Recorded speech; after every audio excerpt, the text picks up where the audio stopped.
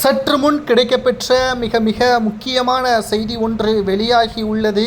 அடுத்த 48 மணி நேரத்தில் அமலாக்கத்துறை அதிகாரிகள் திமுகவின் முக்கியமான மூத்த அமைச்சர்களது வீட்டில் சோதனைகளை நடத்த உள்ளதாக தகவல்கள் கிடைக்கப்பெற்றுள்ளது.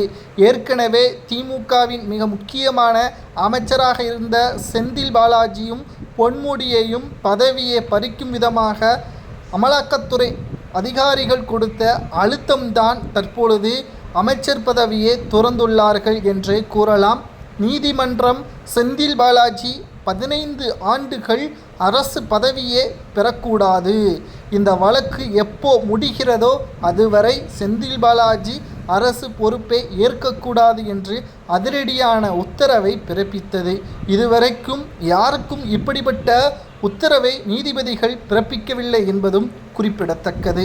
சரி, அடுத்து அமலாக்கத்துறை அதிகாரிகளது எண்ணம் தான் என்ன என்று நாம் கேட்டறிந்த பொழுது, அமலாக்கத்துறை அதிகாரிகள் செய்யக்கூடிய அடுத்த நடவடிக்கை அமைச்சர் துரைமுருகன், KN நேரு, தங்கம் தென்னரசு மற்றும் போக்குவரத்து துறை அமைச்சராக இருக்கக்கூடிய சிவசங்கர் இவர்களது வீடுகள், அலுவலகங்கள், இவர்கள் மீது ஏற்கனவே பதிவு செய்யப்பட்ட வழக்கை மீண்டும் விசாரணை செய்ய திட்டமிட்டிருக்கிறார்கள்.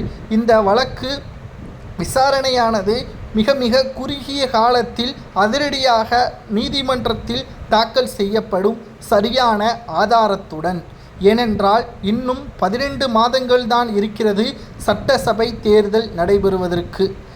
வருகின்ற 2026 மே மாதம் சட்டசபை தேர்தல் நடைபெறுவதால் மக்கள் மத்தியில் திமுகவினர்களது உண்மை முகத்தை வெளிக்கொண்டு வரும் விதமாகவும் பாஜக அதிமுக கூட்டணி வலுவாக தற்பொழுது இருக்கிறது.